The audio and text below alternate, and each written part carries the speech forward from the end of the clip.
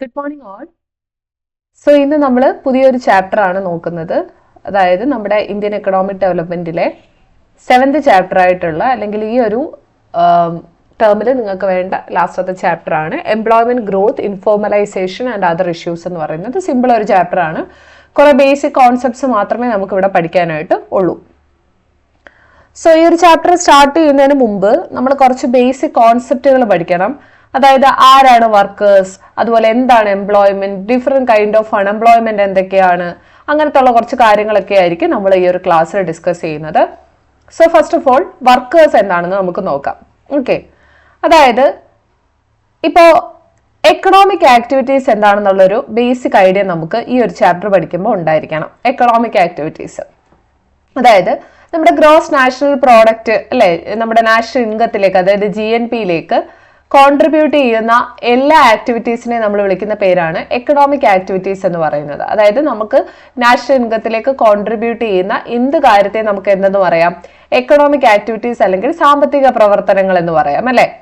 അപ്പോ ആ economic ആക്ടിവിറ്റീസിൽ engage ചെയ്തിരിക്കുന്ന ആൾക്കാരെ നമ്മൾ വിളിക്കുന്ന പേരാണ് വർക്കേഴ്സ് എന്ന് പറയുന്നത്. അല്ലെങ്കിൽ നമ്മൾ പറയുന്ന തൊഴിലാളികൾ എന്ന് പറയുന്നത് ആക്ച്വലി ഈ എക്കണോമിക് ആക്ടിവിറ്റീസിൽ വർക്ക് ചെയ്യുന്ന ആൾക്കാരാണ് അല്ലെ. പല പല സാമ്പത്തിക പ്രവർത്തനങ്ങൾ ഉണ്ടായിരിക്കും. പ്രൊഡക്ഷൻ ഉണ്ട്, കൺസംഷൻ ഉണ്ട്, ഡിസ്ട്രിബ്യൂഷൻ ഉണ്ട്. അപ്പൊ ഇങ്ങനത്തെ എക്കണോമിക് ആക്ടിവിറ്റീസിൽ എൻഗേജ്ഡ് ആയിട്ടുള്ള ആൾക്കാരെയാണ് നമ്മൾ വർക്കേഴ്സ് എന്ന് പറയുന്നത്. ഓക്കെ, അതുപോലെ ഇന്ത്യയിൽ നിങ്ങൾ നോക്കിക്കഴിഞ്ഞാൽ പലതരത്തിലുള്ള എംപ്ലോയ്മെന്റ് അല്ലെങ്കിൽ എംപ്ലോയ്മെന്റിന് തന്നെ പല ഡൈമെൻഷൻസ് നമുക്ക് കാണാനായിട്ട് പറ്റും. ഇപ്പൊ എംപ്ലോയ്മെന്റ് എന്ന് പറയുമ്പോൾ നമുക്ക് ഗവൺമെന്റ് ജോലി ചെയ്യുന്നവരെ മാത്രമല്ല നമ്മൾ എംപ്ലോയേഴ്സ് എന്ന് പറയുന്നത് അല്ലെ. പകരം അതിന് കീഴിൽ ഇപ്പം ചെറിയ ചെറിയ ജോലികൾ ചെയ്യുന്നവരെ എല്ലാം നമ്മൾ എന്താണ് എംപ്ലോയ്മെന്റ് അല്ലെങ്കിൽ ആ ഒരു എംപ്ലോയ്മെന്റിന്റെ പല വെർഷനുകളിലായിട്ടാണ് കാണുന്നത് എന്നുള്ള കാര്യം ഓർത്തു വെച്ചിരിക്കുക. ഇപ്പം ചില ആൾക്കാരൊക്കെ ആണെന്നുണ്ടെങ്കിൽ ഫുൾ ടൈം ജോലി ചെയ്യുന്ന ആൾക്കാരുണ്ടായിരിക്കും അല്ലെ.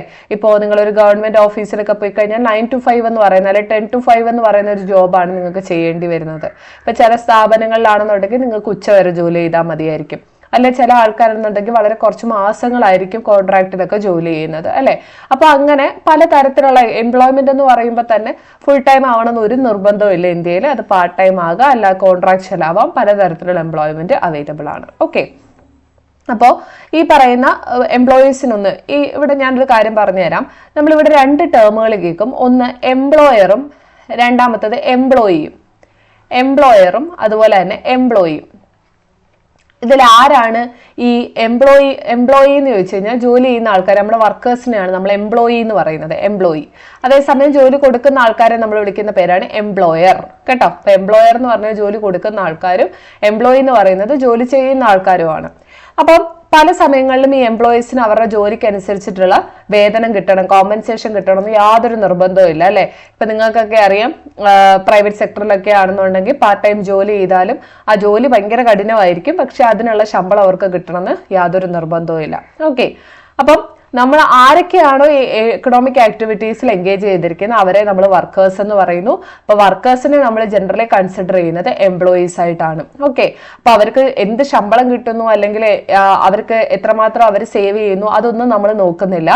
അവര് ഈ വർക്കറായിട്ട് എക്കണോമിക് ആക്ടിവിറ്റീസിൽ എൻഗേജ്ഡ് ആയിട്ടുണ്ടോ എങ്കിൽ അവരെ നമുക്ക് എന്തായിട്ട് കണക്കാക്കാം, എംപ്ലോയിഡ് ആയിട്ട് കണക്കാക്കാം. അവർക്ക് ജോലി ഉള്ളതായിട്ട് കണക്കാക്കാം.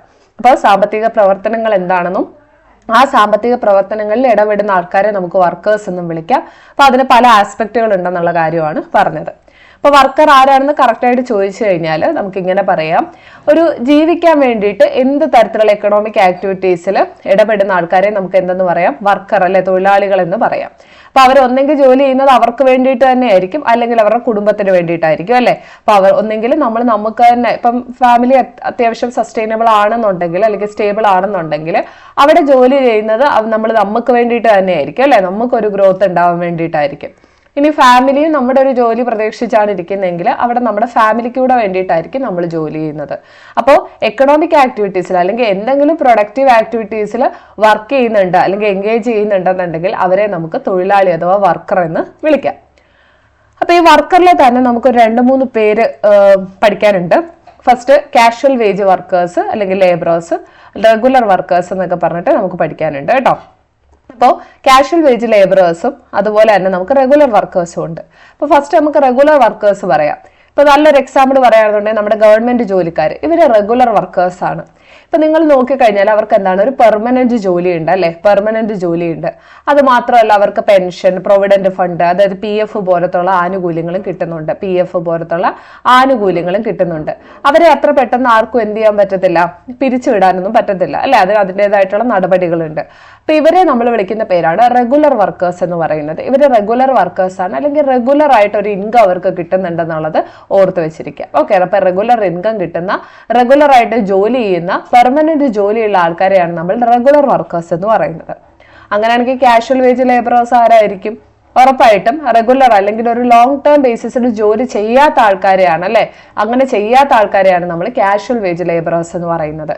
അവർക്ക് എന്തെങ്കിലും സോഷ്യൽ സെക്യൂരിറ്റി ബെനിഫിറ്റ്സ് കിട്ടുന്നുണ്ടോ? ഇല്ല. ഇപ്പൊ നമ്മുടെ പ്രൈവറ്റ് സെക്ടറിൽ ജോലി ചെയ്യുന്ന മിക്കവാറും ആൾക്കാരെ എടുത്താൽ അവരെല്ലാവരുടെ ഒരു പ്രശ്നം എന്താന്ന് വെച്ച് കഴിഞ്ഞാൽ അവർ സോഷ്യൽ സെക്യൂരിറ്റി ബെനിഫിറ്റ്സ് ഒന്നും അവരെന്താണ് എലിജിബിൾ അല്ല എന്നുള്ള കാര്യം ഓർത്ത് വെച്ചിരിക്കുക.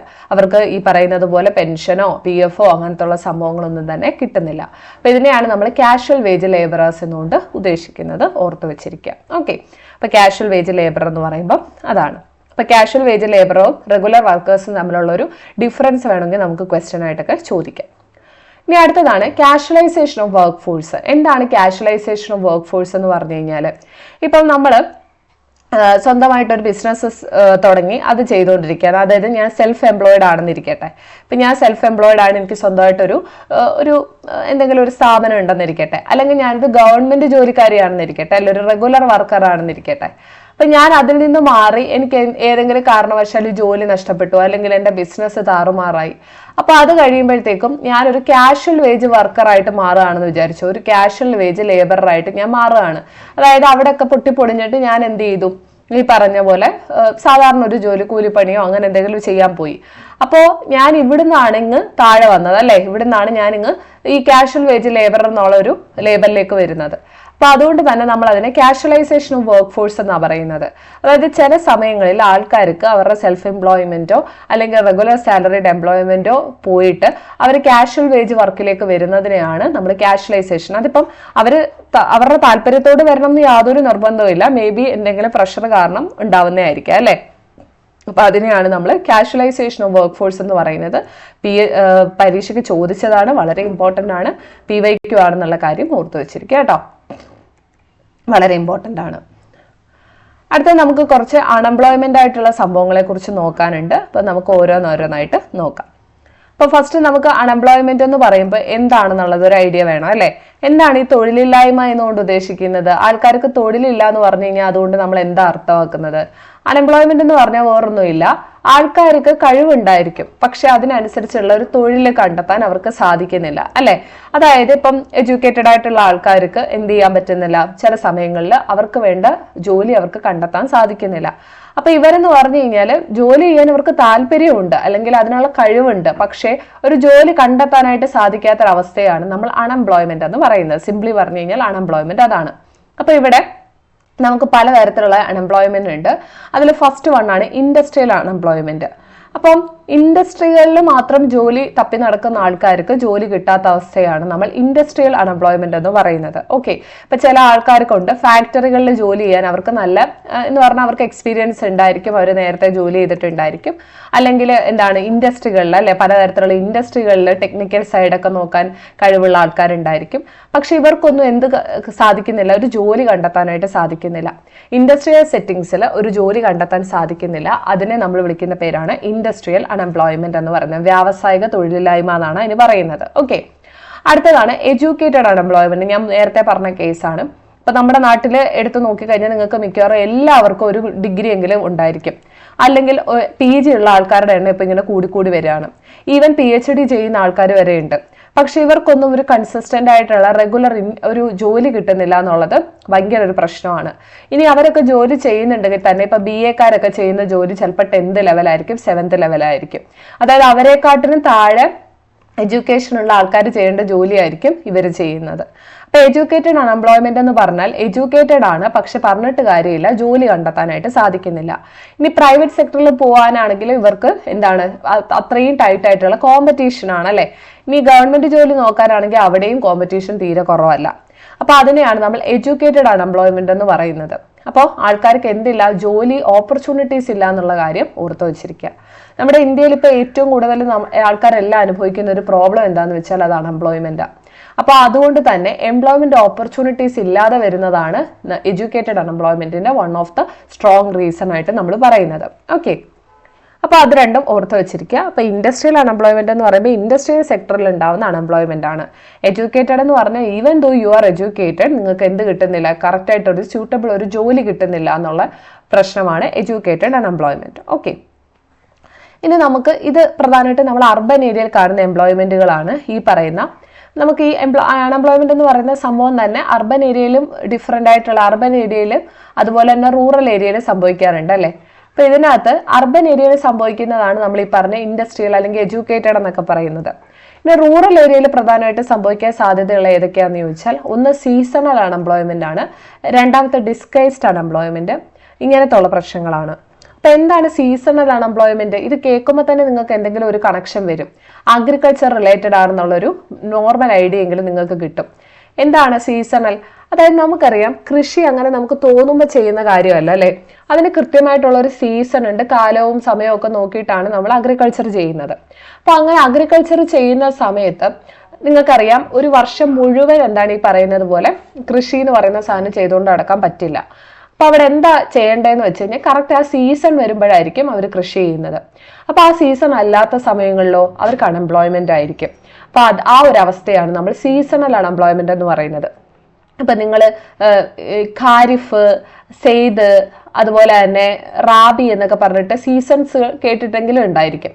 അപ്പൊ ഈ സീസണുകളിലൊക്കെയാണ് നമ്മൾ പ്രധാനപ്പെട്ട ചില ക്രോപ്സുകൾ, ഇപ്പൊ റാബി സീസണിലാണ് നമ്മൾ വീറ്റ് കൾട്ടിവേറ്റ് ചെയ്യുന്നത്, ഖാരിഫിലാണ് നമ്മൾ ഈ പറയുന്ന റൈസ് കൾട്ടിവേറ്റ് ചെയ്യുന്നത്. അപ്പൊ ഈ ഒരു സമയം ഒഴിച്ച്, അതായത് ഈ ഒരു സമയം അല്ലാത്ത സമയത്ത് എന്താണ് ഈ പറയുന്ന ഫാമേഴ്സിന് കഠിനമായിട്ടുള്ള ജോബ് ലോസ് നേരിടേണ്ടി വരും. അല്ലെങ്കിൽ ഈ അതിപ്പോ കർഷകർ തന്നെ ആവണമെന്നില്ല, ഈ കൃഷി സംബന്ധമായിട്ടുള്ള ജോലി ചെയ്യുന്ന ആൾക്കാരുണ്ടല്ലോ, അവരെ ഇത് ബാധിക്കും. ഇനി വേറൊരു എക്സാമ്പിൾ പറയുകയാണെന്നുണ്ടെങ്കിൽ ഫിഷിങ്. നിങ്ങൾക്കറിയാം ഒരു ജൂൺ ജൂലൈ മാസമൊക്കെ ആകുമ്പം നിങ്ങളൊക്കെ പത്രത്തിൽ വായിക്കുന്നതാണ്, നമ്മുടെ വീട്ടിലാണെങ്കിൽ പോലും മീൻ കിട്ടത്തില്ല.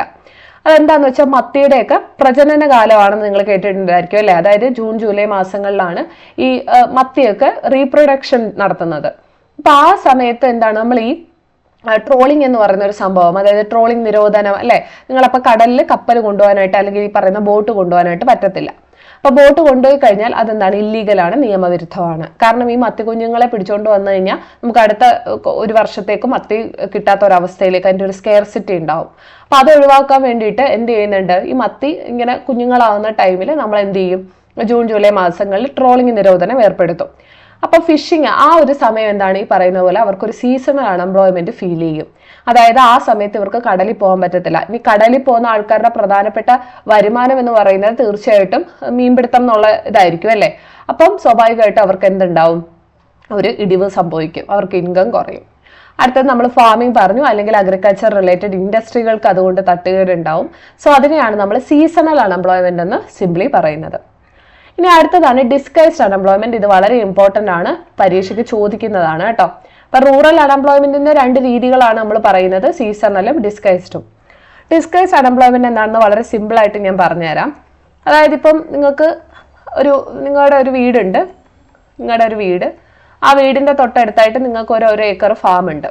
ഓക്കെ, ഒരു കൃഷി നടത്തുന്ന ഒരു ഇതുണ്ട്.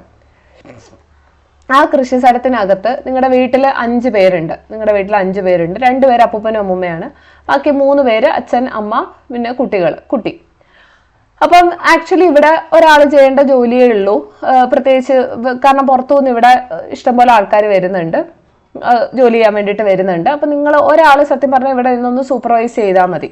ഓക്കെ, അപ്പൊ പുറത്തുനിന്ന് വരുന്ന ലേബറേഴ്സിന്റെ എണ്ണം എന്ന് പറഞ്ഞാൽ ഒരു 10 പേരാണ്. പക്ഷെ സത്യത്തിൽ ഇവിടെ എന്താണ് 5 പേരുടെ ആവശ്യമുള്ളൂ, പക്ഷെ 10 പേര് വരുന്നുണ്ട്. അപ്പൊ ഈ 10 പേര് വന്നിട്ട് എന്താണ് ഈ ജോലി പെട്ടെന്ന് തീർക്കാൻ വേണ്ടിയിട്ട് ഈ 10 പേര് ചെയ്യുന്നുണ്ട് ജോലി. പക്ഷെ ഇവിടെ സത്യത്തിൽ 5 പേരുടെ ആവശ്യമുള്ളൂ. 5 പേരുണ്ടെങ്കിൽ ഈ ജോലി തീരും, ഈ ഒരേക്കറിലുള്ള പണി തീരും. അപ്പൊ അങ്ങനെ ഒരു കണക്കെടുക്കുകയാണെന്നുണ്ടെങ്കിൽ ഇവിടെ ഈ 5 പേര് അല്ലെ, 10 പേരുണ്ട്, 5 പേര് മതിയായിരുന്നു. ബാക്കി 5 പേരെന്ന് പറയുന്നത് ഇവിടെ എന്താണ്, ഡിസ്ഗൈസ്ഡ്ലി അൺഎംപ്ലോയിഡ് ആണ്. എന്ന് വെച്ചാൽ നമുക്ക് ആവശ്യത്തിന് വേണ്ടതിനെക്കാട്ടിൽ കൂടുതൽ ആൾക്കാർ ഇവിടെ ഉണ്ട്. അപ്പൊ 5 പേരെന്ന് പറഞ്ഞു കഴിഞ്ഞാൽ ഇവിടെ എന്താണ്, നമ്മൾ അതിനെ പ്രച്ഛന്നം എന്നാണ് പറയുന്നത്. അതായത് നമ്മൾ ഈ ഫാൻസി ഡ്രസ്സ് എന്നൊക്കെ പറയത്തില്ല, വെറുതെ ഇങ്ങനെ കെട്ടി ഒരുങ്ങി നിൽക്കും, അല്ലെങ്കിൽ ഗുണമുണ്ടോ അതും ഇല്ല എന്നുള്ളൊരു മീനിങ് ആണ് ഇവിടെ വരുന്നത്. അതായത് ഡിസ്കൈസ്ഡ് അൺഎംപ്ലോയ്മെന്റ് എന്ന് പറയുമ്പോൾ പ്രത്യേകിച്ച് ഈ 5 പേർ എന്തെങ്കിലും ഇതിനകത്ത് കോൺട്രിബ്യൂട്ട് ചെയ്യുന്നുണ്ടോ എന്ന് ചോദിച്ചു കഴിഞ്ഞാൽ ഇല്ല. അവർക്ക് പ്രത്യേകിച്ച് ഇതിനകത്തോട്ടൊന്നും കൊടുക്കാനില്ല, അവർ വന്നാലും വന്നില്ലേലും ഈക്വൽ ആണ്. അപ്പൊ ആ ഒരു അവസ്ഥയാണ് നമ്മൾ ഡിസ്കൈസ്ഡ് അൺഎംപ്ലോയ്മെന്റ് എന്ന് പറയുന്നത്. ഓക്കെ, അപ്പം ആക്ച്വലി വേണ്ടതിനേക്കാൾ കൂടുതൽ ആൾക്കാർ ജോലി ചെയ്യുന്നു, അപ്പൊ അതുവഴി ബാക്കിയുള്ള ആൾക്കാർ അൺഎംപ്ലോയിഡ് ആയിട്ട് മാറുന്ന അവസ്ഥയാണ് നമ്മൾ ഡിസ്കൈസ്ഡ് അൺഎംപ്ലോയ്മെന്റ് എന്ന് പറയുന്നത്. അപ്പൊ ഇനി ഈ വീട്ടിലുള്ള 3 പേരും കൂടെ ഇവിടെ പോയി നിന്നാലും ഈ പറയുന്ന പോലെ അവരും ഡിസ്കൈസ്ഡ് അൺഎംപ്ലോയിഡ് ആയിരിക്കും. അതായത് എന്തെങ്കിലും ഇവർ വന്നാലും വന്നില്ലെങ്കിലും ഈ മാർജിനൽ പ്രൊഡക്ടിവിറ്റിക്ക് അല്ലെങ്കിൽ ഇവിടെ ഉണ്ടാവുന്ന സാധനങ്ങളുടെ ഉത്പാദനക്ഷമതയ്ക്ക് യാതൊരു കുറവും സംഭവിക്കുന്നില്ല, അല്ലെങ്കിൽ അത് കൂടുന്നതുമില്ല. ഓക്കെ, കുറയുന്നതുമില്ല, കൂടുന്നതുമില്ല. Marginal productivity will be 0. അതായത് ഇവിടെ മാർജിനൽ പ്രൊഡക്ടിവിറ്റിക്ക് യാതൊരു വ്യത്യാസവും വരുന്നില്ല. ഈ ആൾക്കാർ വന്നാലും വന്നില്ലെങ്കിലും അവിടെ പ്രൊഡക്ഷൻ നടക്കും. 5 പേരുണ്ടെങ്കിൽ അവിടെ പ്രൊഡക്ഷൻ നടക്കും. ബാക്കി 5 പേര് പേരിനാണ്. അതാണ് നമ്മൾ ഡിസ്കൈസ്ഡ് അൺഎംപ്ലോയ്മെന്റ് കൊണ്ട് ഉദ്ദേശിക്കുന്നത്. അപ്പൊ സീസൺ അൺഎംപ്ലോയ്മെന്റും ഡിസ്കൈസ്ഡ് അൺഎംപ്ലോയ്മെന്റും ഓർത്ത് വെച്ചിരിക്കുക. അടുത്ത നമുക്ക് ഡിഫറെന്റ് ടൈപ്സ് ഓഫ് സെക്ടറുകൾ പഠിക്കാനുണ്ട്. ഫോർമൽ സെക്ടറും അതുപോലെ തന്നെ ഇൻഫോർമൽ സെക്ടറും. ഫോർമൽ സെക്ടർ എന്ന് പറഞ്ഞു കഴിഞ്ഞാൽ ഇപ്പൊ നമ്മൾ ഗവൺമെന്റ് അതുപോലെ തന്നെ പ്രൈവറ്റുകാർ ഒക്കെ ആയിക്കോട്ടെ, 10 അതിൽ കൂടുതലോ എംപ്ലോയീസ് ഉണ്ടെങ്കിൽ, എംപ്ലോയിയും എംപ്ലോയറും തമ്മിലുള്ള വ്യത്യാസം തീർച്ചയായിട്ടും നിങ്ങൾ മനസ്സിലാക്കണം. എംപ്ലോയി എന്ന് പറയുമ്പോൾ ജോലി എടുക്കുന്ന ആൾക്കാരാണ്. 10 അതിൽ കൂടുതലോ, 10 ആവാം 10ൽ കൂടുതലാവാം, അത്രയും ആൾക്കാർ ഒരു കമ്പനിയിൽ അല്ലെങ്കിൽ ഒരു ഗവൺമെന്റ് സ്ഥാപനത്തിൽ അല്ലെങ്കിൽ ഒരു പ്രൈവറ്റ് സ്ഥാപനത്തിൽ വർക്ക് ചെയ്യുന്നുണ്ടെങ്കിൽ അവരെയാണ് നമ്മൾ ഫോർമൽ സെക്ടർ എന്ന് പറയുന്നത്. ഇപ്പൊ നിങ്ങൾക്കറിയാം നമ്മുടെ ഗവൺമെന്റ് അല്ലെ, നമ്മുടെ ഗവൺമെന്റ് ഓഫീസുകളൊക്കെ നോക്കിയാൽ മതി, അവിടെ എങ്ങനെ പോയാലും 10 അല്ലെങ്കിൽ കൂടുതൽ ആൾക്കാരോ ഉണ്ടായിരിക്കും. അല്ലെങ്കിൽ ഏതെങ്കിലും പ്രൈവറ്റ് സ്ഥാപനങ്ങൾ നോക്കുക, അവിടെയും 10 അതിൽ കൂടുതലോ ഉണ്ടെങ്കിൽ അതിനെ നമുക്ക് ഫോർമൽ സെക്ടർ എന്ന് വിളിക്കാം. Okay, formal sector. അങ്ങനെയാണെങ്കിൽ ഇൻഫോർമൽ സെക്ടർ എന്തായിരിക്കും? ഇൻഫോർമൽ എന്ന് പറയുമ്പോൾ ഈ ഫോർമൽ സെക്ടർ കുറച്ചുകൂടി ഓർഗനൈസ്ഡ് ആണ് കേട്ടോ. ഇത് ഓർഗനൈസ്ഡ് സെക്ടർ ആണ്, ഇത് അൺഓർഗനൈസ്ഡ് ആണ്, ഇത് അത്രയ്ക്ക് അങ്ങോട്ട് ഓർഗനൈസ്ഡ് അല്ല. ഓക്കെ, അപ്പൊ ഇവിടെ 10 പേരിൽ താഴെ മാത്രം ആൾക്കാരുള്ളതിനെയാണ് നമ്മൾ ഇൻഫോർമൽ സെക്ടർ എന്ന് പറയുന്നത്. ഇപ്പൊ ഫോർ എക്സാമ്പിൾ ഇപ്പൊ അഗ്രികൾച്ചറിൽ ജോലി ചെയ്യുന്ന ആൾക്കാർ, കൃഷി സംബന്ധമായ ജോലി ചെയ്യുന്ന ആൾക്കാർ, അല്ലെങ്കിൽ ചെറിയ ബിസിനസ്സുകാർ അല്ലെ, അതുപോലെ ഫാമിലൊക്കെ ജോലി ചെയ്യുന്ന മറ്റാൾക്കാർ. അപ്പൊ ഇവരൊക്കെ എന്ന് പറഞ്ഞാൽ ഇൻഫോർമൽ സെക്ടറിലുള്ള ആൾക്കാരാണ്. അതായത് 10 അതിൽ കുറവോ മാത്രം ആൾക്കാരായിരിക്കും അവിടെ ജോലി ചെയ്യുന്നത്. അപ്പൊ അവരുടെ ഇൻകം എന്ന് പറഞ്ഞാൽ എന്തായിരിക്കും? ഇറഗുലർ ആയിരിക്കും അല്ലെ. ഇറഗുലർ എന്ന് പറഞ്ഞു കഴിഞ്ഞാൽ കറക്റ്റായിട്ട് അവർക്കൊരു ശമ്പളം ഉണ്ടോ എന്ന് ചോദിച്ചു കഴിഞ്ഞാൽ ഇല്ല. അവർ മിക്കവാറും ജോലി ചെയ്യുന്നത് on the basis of daily wage ആയിരിക്കും അല്ലെ. ഡെയിലി വേജ്, അപ്പൊ അവർ ജോലി ചെയ്യുമ്പോൾ അവർക്ക് കൂലി കിട്ടും. അപ്പം ഡെയിലി വേജിന്റെ ബേസിസിലായിരിക്കും അവർക്ക് ജോലി കിട്ടുന്നത്. ഇവിടെ ആവുമ്പോൾ കറക്റ്റായിട്ട് ഫോർമൽ സെക്ടറിൽ കറക്റ്റായിട്ട് റെഗുലർ സാലറിയും സംഭവങ്ങളും ഒക്കെ ഉണ്ടായിരിക്കും, സോഷ്യൽ സെക്യൂരിറ്റികൾ ഉണ്ടായിരിക്കും. പക്ഷെ അതൊന്നും ഇവിടെ കിട്ടണം എന്നില്ല, ഇൻഫോർമൽ സെക്ടറിൽ കിട്ടണം എന്നില്ല. അപ്പൊ ഫോർമൽ സെക്ടർ എന്ന് പറയുമ്പോൾ ഗവൺമെന്റ് റിലേറ്റഡ് ആണെന്ന് മാത്രം നിങ്ങൾ ഓർക്കരുത്. 10 അതിൽ കൂടുതൽ എംപ്ലോയീസ് ഉള്ള ഒരു പ്രൈവറ്റ് സ്ഥാപനമാണെങ്കിൽ പോലും അതിനെ നമ്മൾ ഫോർമൽ സെക്ടർ ആയിട്ട് തന്നെയാണ് കൺസിഡർ ചെയ്യുന്നത്. ഇൻഫോർമൽ സെക്ടർ ആണെന്നുണ്ടെങ്കിൽ 10ൽ താഴെ മാത്രം ആൾക്കാരായിരിക്കും വരുന്നത് എന്നുള്ള കാര്യം ഓർത്ത് വെച്ചിരിക്കുക. അവിടെ ഈ പറയുന്ന പോലെ പ്രൈവറ്റ് സ്ഥാപനങ്ങളായിരിക്കും കൂടുതലും വരുന്നത്. ഓക്കെ, അപ്പൊ അവരുടെ ഇൻകം ഇറഗുലർ ആയിരിക്കും. ഓക്കെ, അതുപോലെ തന്നെ government reserves right to revoke any protection rule at any moment. അതുപോലെ തന്നെ ഈ പറയുന്ന ഇൻഫോർമൽ സെക്ടറുകൾ പ്രത്യേകിച്ച് അക്കൗണ്ടുകളൊന്നും ഉണ്ടാക്കി വെക്കത്തില്ല, കീപ്പ് ചെയ്യത്തില്ല. അതുപോലെ തന്നെ എന്താണ് സ്ലംസ് അങ്ങനത്തെ ഉള്ള ഏരിയയിലൊക്കെ ആയിരിക്കും ഇൻഫോർമൽ സെക്ടറുകൾ കൂടുതലും നമുക്ക് കാണാൻ പറ്റുന്നത്. ഇപ്പൊ നിങ്ങൾക്ക് തന്നെ അറിയാം, നമ്മൾ ഏതെങ്കിലും ഒരു ഏരിയയിലൊക്കെ പോയി കഴിഞ്ഞാൽ ഇങ്ങനെ തെരുവോരത്തൊക്കെ കച്ചവടം നടത്തുന്ന ആൾക്കാരെ കണ്ടിട്ടില്ലേ? അല്ലെങ്കിൽ ചെറിയ ചെറിയ ഇങ്ങനെ മറ്റേ ഉന്തുവണ്ടിയിൽ സാധനങ്ങളൊക്കെ വിറ്റ് നടക്കുന്ന ആൾക്കാരെയൊക്കെ കണ്ടിട്ടില്ലേ? അപ്പൊ അവരൊക്കെ എന്ന് പറയുന്നത് ഇത്തരത്തിൽ ഇൻഫോർമൽ സെക്ടറിൽ വർക്ക് ചെയ്യുന്ന ആൾക്കാരായിട്ടാണ് നമ്മൾ പറയുന്നത് കേട്ടോ. അപ്പൊ അവരെയാണ് നമ്മൾ ഇൻഫോർമൽ സെക്ടറിൽ വർക്ക് ചെയ്യുന്ന ആൾക്കാരായിട്ട് പറയുന്നത്. ഇനി നമ്മൾ എംപ്ലോയ്മെന്റ് പറയുമ്പോൾ പറയുന്ന മറ്റൊരു കാര്യമാണ് ഫ്രിക്ഷണൽ അൺഎംപ്ലോയ്മെന്റ് എന്ന് പറഞ്ഞാൽ. എന്താണ് ഫ്രിക്ഷണൽ അൺഎംപ്ലോയ്മെന്റ്? അതെന്ന് പറഞ്ഞു കഴിഞ്ഞാൽ വളരെ കുറച്ച് നാളത്തേക്ക് മാത്രമുള്ള അൺഎംപ്ലോയ്മെന്റിനെയാണ് നമ്മൾ ഫ്രിക്ഷണൽ അൺഎംപ്ലോയ്മെന്റ് എന്ന് പറയുന്നത്. ഇപ്പൊ ഫോർ എക്സാമ്പിൾ ഇപ്പൊ നിങ്ങൾ എന്തെങ്കിലും ഒരു ജോലി ചെയ്തുകൊണ്ടിരുന്നിടത്ത് നിന്ന് മറ്റൊരു ജോലിയിലേക്ക് പോവുകയാണ്. അപ്പം അതിൻ്റെ ഇടയിൽ നിങ്ങൾക്ക് ഒരു ഷോർട്ട് സ്പാൻ ഓഫ് ടൈമിൽ ഒരു അൺഎംപ്ലോയ്മെന്റ് ഫീൽ ചെയ്യും.